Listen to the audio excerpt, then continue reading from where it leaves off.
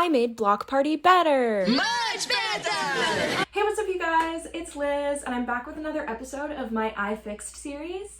I just wanted to start by saying thank you guys so much for the positive feedback on my Nickelodeon video and for the encouragement to make more. So we're back with a second episode, and this time I'm going to be talking about Blockbuster's failed indoor amusement park known as Block Party. It's the history of Block Party. It's the history of Block Party. Blockbuster Video quickly became a household name known for movie rentals, and it first opened its doors in 1985 in Dallas, Texas.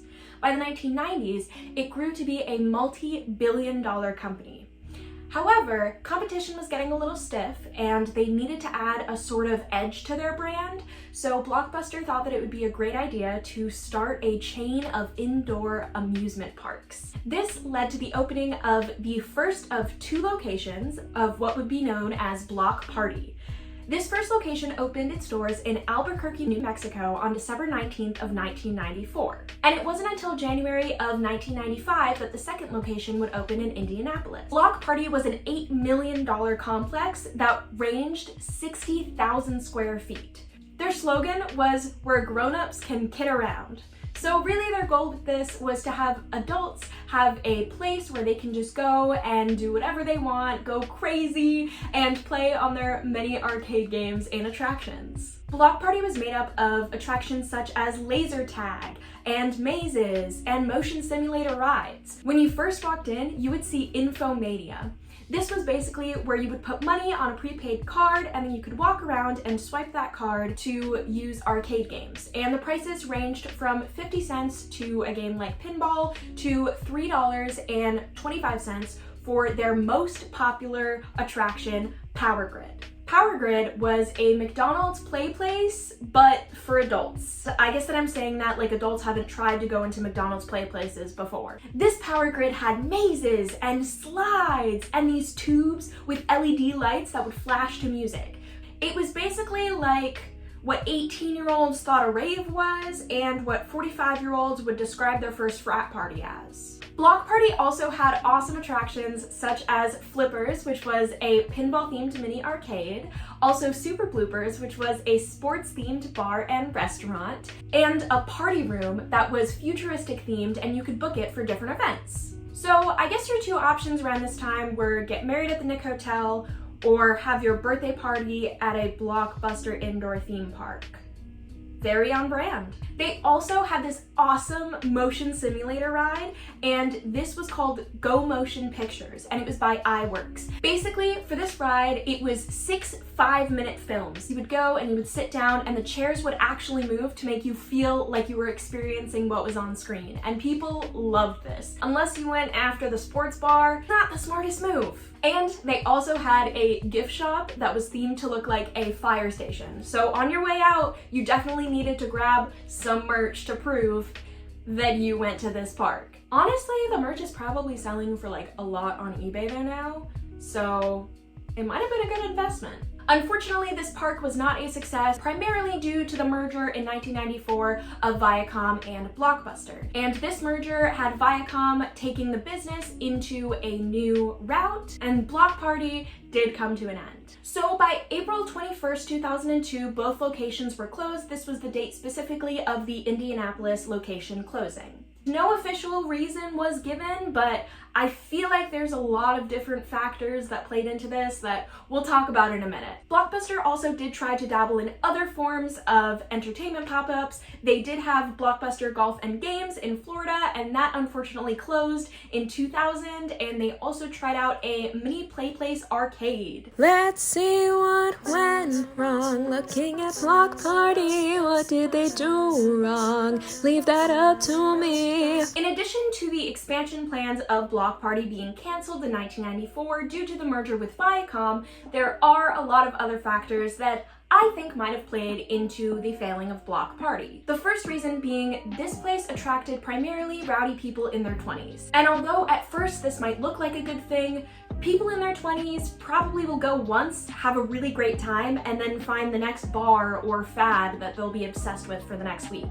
So they're not really building an audience that will keep coming back to Block Party. It was mainly just for a friend group to do this one thing one time, then next weekend they might not feel like spending the same amount of money to go back. The 2 test Block Party locations were also another reason why I think that this might have failed.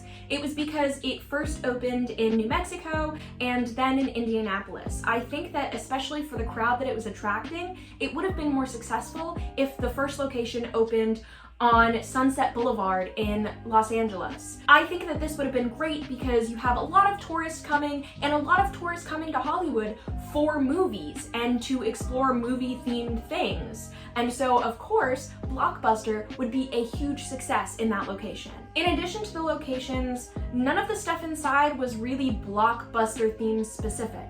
So it just kind of felt like any other arcade.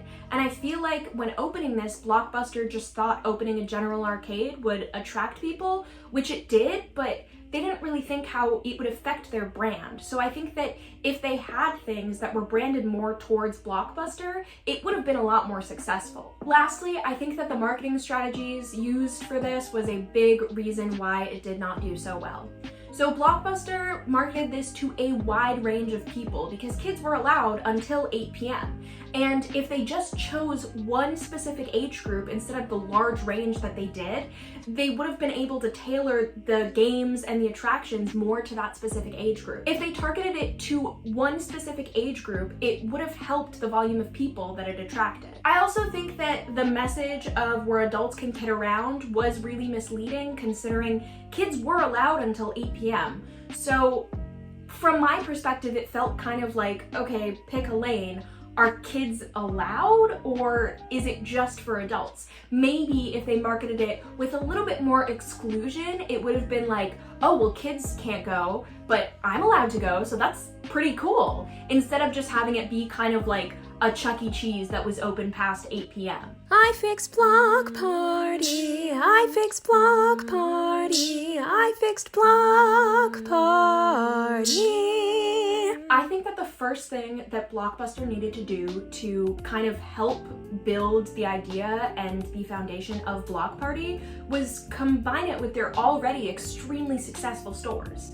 And I think that they could have gained more traction by having a combination with their membership cards. So for example, if you got a membership card, you could get 10% off a certain amount of games, or if you rented a certain amount of movies that month, you could get 50% off a t-shirt, or every time you rented a movie, you could get a free t-shirt. I think that kind of combining and using their already extremely successful franchise of rental stores could have been extremely helpful for gaining traction and getting a lot of really helpful publicity and good publicity for this new idea. Another idea that I had was to kind of alter all of the attractions that they had and make them more Blockbuster themed and movie themed.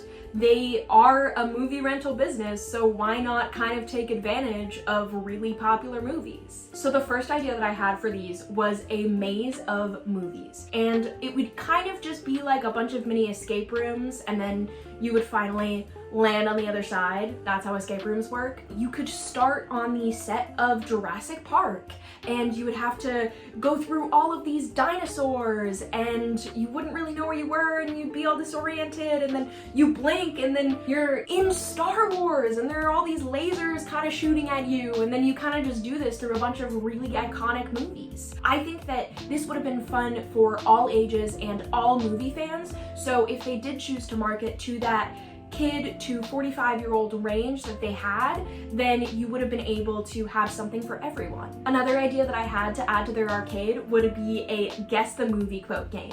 I think that this is super easy and super fun, even if they just had like a deck of cards with movies on them.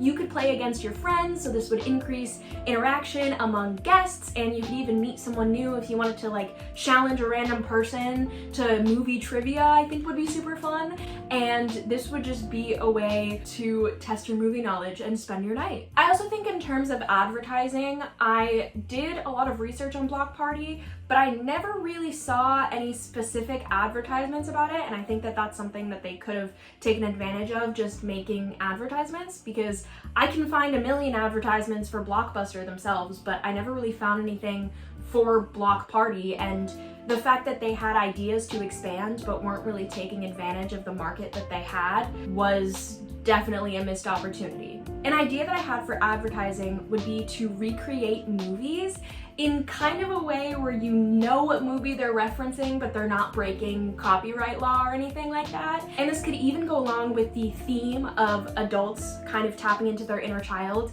This could be adults pretending that they're in other iconic 90s movies like Clueless. I also think that the fact that once they merged with Viacom, they took the entire company in a different direction was a missed opportunity to make Block Party even better, because now that Viacom owned Blockbuster, they could use all of the Viacom properties within that Block Party to attract people that are fans of different popular Viacom properties at the time. Alright guys, well thank you so much for watching this video. I hope that you enjoyed it. If you want me to keep this I Fixed series going, make sure to comment down any ideas that you have for future videos down below, and I will see you guys next time. Have a great rest of your day.